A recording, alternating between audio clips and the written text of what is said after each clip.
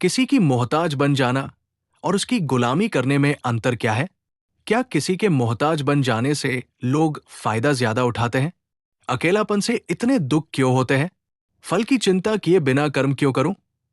कुछ मिलना ही नहीं है तो काम करके क्या फायदा?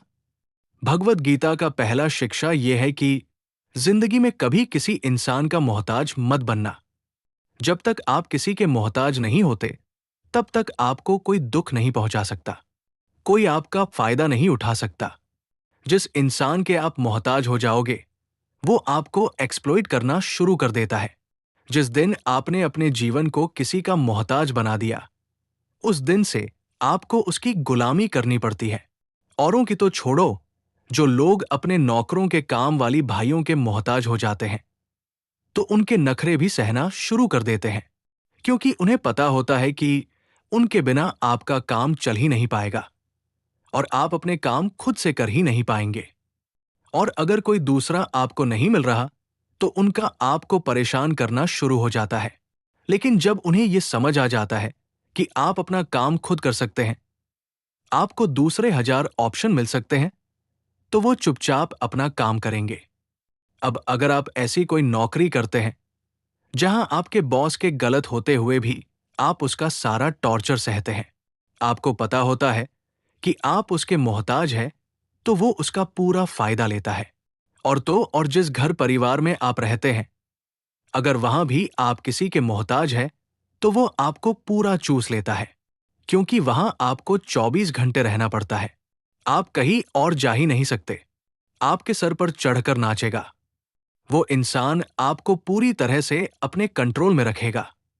लोगों को बहुत मजा आता है अपने से कमजोर इंसान को अपने कंट्रोल में रखने में। आप चाहे हजारों के लिए अच्छा करो, चाहे हर वो काम करो जिनसे उन्हें खुशी मिले, पर ऐसे लोग आपकी गर्दन दबा के रखते हैं। आप में अगर कुछ प्रतिभा है, तो आपके पंख काट दिए जाएंगे। हर वो कोशिश की जाएगी जिससे आप कभी जिंदगी में आगे ना बढ़ पाओ। किसी का मोहताज होना मर जाने से भी बदतर होता है। मोहताज आपको गुलाम बनाकर रख देती है।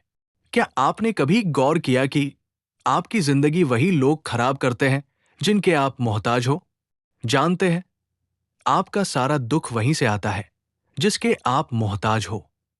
जानते हैं, मोहताज सिर्फ शरीर या काम की नहीं होती, सबसे बड़ी मोहताज मन की होती है। कि जिंदगी में कोई चाहिए हमें संभालने के लिए, नहीं तो हम खुश नहीं रह पाएंगे। अकेलापन लोगों से झेला नहीं जाता। फिर कई बार आप ऐसे लोगों से जुड़ जाते हैं जो आपके इस मन की मोहताज का पूरा फायदा उठाते हैं। आप उनसे रिश्ता इसलिए छोड़ते हैं ताकि आपको अपने जीवन में थोड़ी खुशी मिल सके, पर वो लोग आपको खून के आंसू रुलाते हैं, आपकी पूरी जिंदगी नर्क बना देते हैं। याद रखना एक बात, माँ बाप के अलावा ऐसा दुनिया में आज तक पैदा नहीं हुआ कि आप जिसके मोहताज हो जाओ और वो आपका फायदा ना उठाए। श्रीमद् भगवत गीता का दूसरा उपदेश यह है कि जब भी जिंदगी में खुद को अकेला महसूस करो, तब इस सच्चाई को ठीक से समझ लो कि आप दुनिया में अकेले ही आए थे और अकेले ही जाओगे। वास्तविकता में यहां कोई आपका अपना है ही नहीं। एक दिन जो माँ बाप हमें जन्म देते हैं, वो भी हमें छोड़ के चले जाते हैं, तो औरों से तो क्या उम्मीद करना। और यदि कोई आपका साथ छोड़ दे, तो याद रखना, वो ईश्वर सदा आपके साथ है। वो आपका साथ कभी नहीं छोड़ता।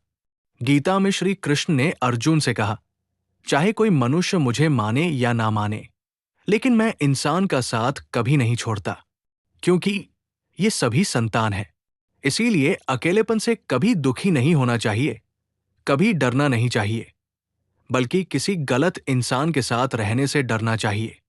एक कहावत है ना कि something is better than nothing, something is better than nothing, कि कुछ नहीं से कुछ होना बेहतर है।